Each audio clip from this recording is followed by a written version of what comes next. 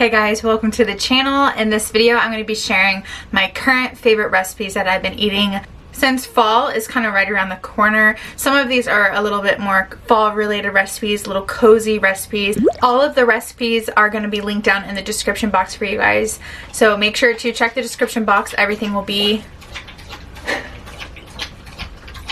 Brooks is drinking water.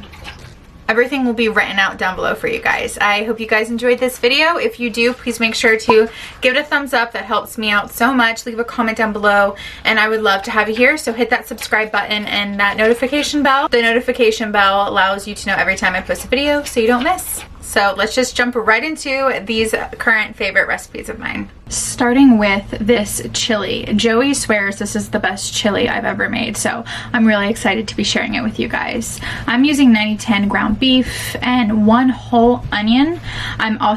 This is like the hidden secret, is 1 tablespoon of dark brown sugar. And then also we're gonna be using some beans, tomato paste, and petite diced tomatoes. Starting with cooking our onion, I'm spraying my pot with olive oil spray, and then I'm going to kind of brown and saute my white onions, and then I will be adding the ground beef.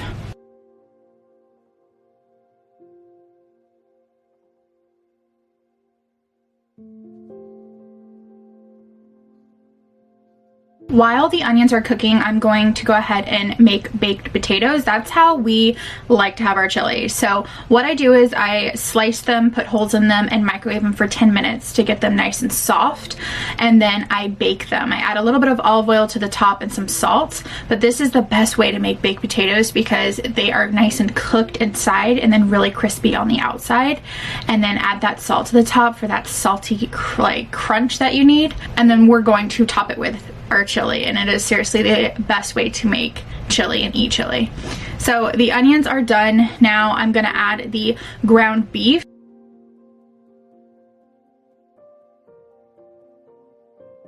While the beef is cooking down, I'm going to rinse my canned beans. Make sure you always rinse your beans.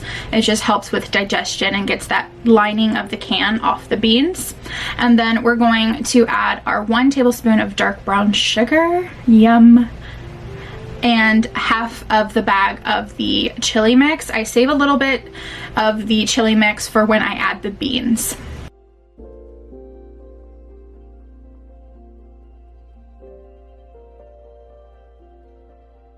Now we're ready for the beans. Go ahead and add your beans in, and then we're gonna add our 2 cans of diced tomatoes and the remainder of that chili mix.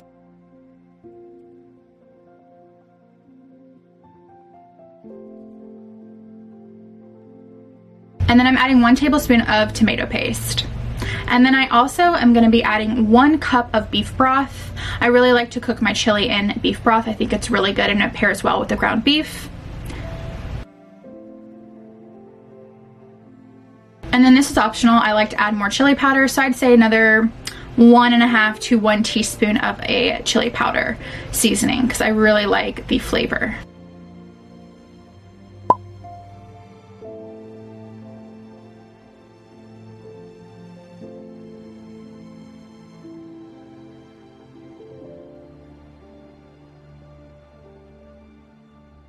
Now we're gonna go ahead and make the chili. So I'm just cutting open a baked potato, and then I'm going to add the chili to the top.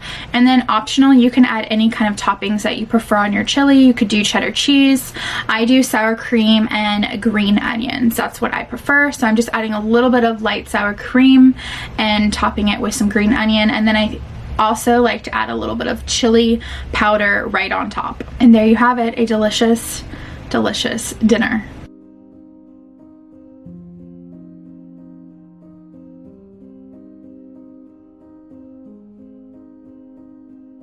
This is a super easy recipe. It is just a zucchini mushroom stir fry with salmon on top and then a little bit of sauce. This is one of my favorite quick meals to make, and it's just very healthy and filling. I load up on the veggies. I use 1 whole zucchini all to myself.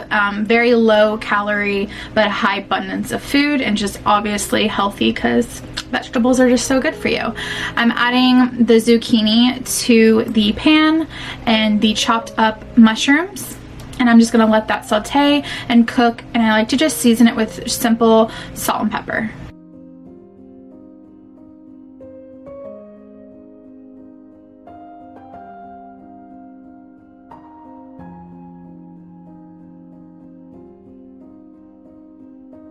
This is the sauce I use, the wall sauce. I found this at Aldi. It's really good. It's kind of like a creamy, spicy ketchup is how I would describe it, but I actually really do like it. All right, I shared this recipe on my Instagram. I got this recipe from Julia from It's Blitz. I love this meal. Me and Joey have both ate these potatoes, I think like 4 times by now.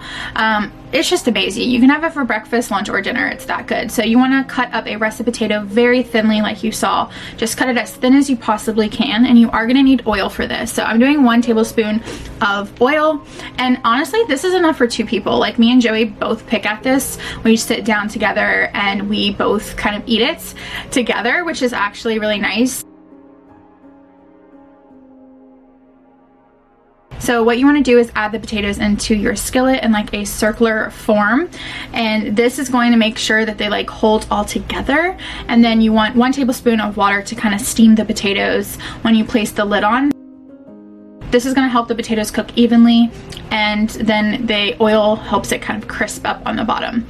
You can use any kind of fresh garnish that you prefer. I've done parsley and I have done green onion. You could also do dill or anything, cilantro, whatever you like. I really truly feel like any fresh herb is really good on top. And then the potatoes, as you can see, have wilted down, and this is the time to crack in your eggs. I'm doing 3 eggs because, like I mentioned, this is enough for me and Joey both. We like to pick at this, but if you want to do it just 1 egg, 2 eggs, whatever you prefer if you're eating it by yourself.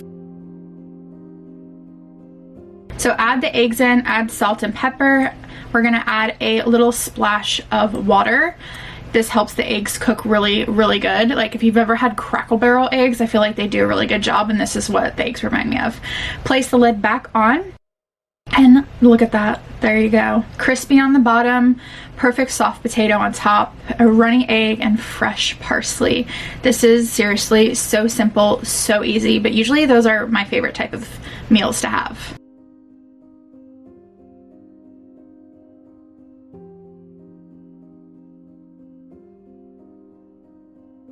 Next is a crispy chicken sandwich and sweet potato fries. This is what I tend to make when I'm wanting like fast food chicken crispy sandwich or something like that. I like to make a chicken sandwich at home. I'm using Dave Killer bread. This is the rye bread. It's 10 grams of protein.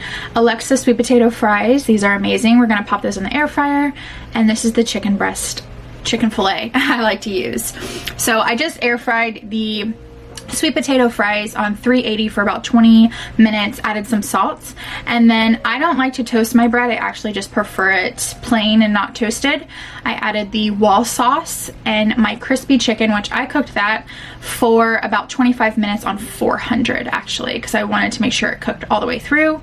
And then add any veggies of your choice. I like to load it up with veggies, so I'm doing onion, tomato, avocado, pickles, and lettuce, and then the wall sauce. Very, very delicious combo, I may add.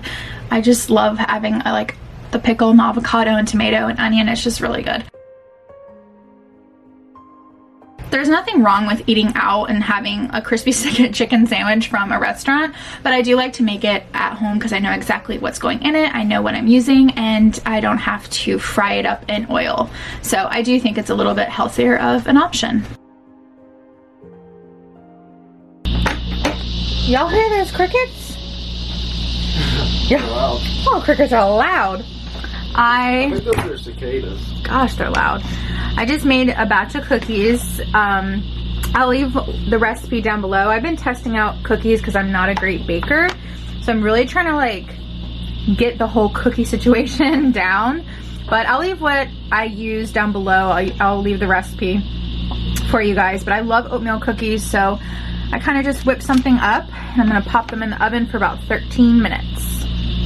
There's some dates in there, chocolate chips, oatmeal, almond flour, vanilla extract, brown sugar, and an egg. So I'm gonna go ahead and bake it. These cookies turned out so good. I have been doing like a trial and error on these cookies for a while, and I finally nailed the recipe.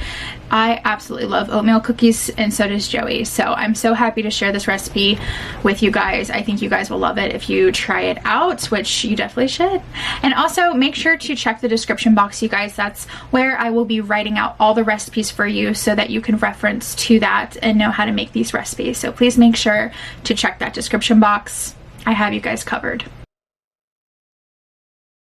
And that is the last recipe I wanted to share. I'm ending it off on a sweet note. I hope you guys enjoyed these recipes, and I will see you guys in my next video. Bye, guys.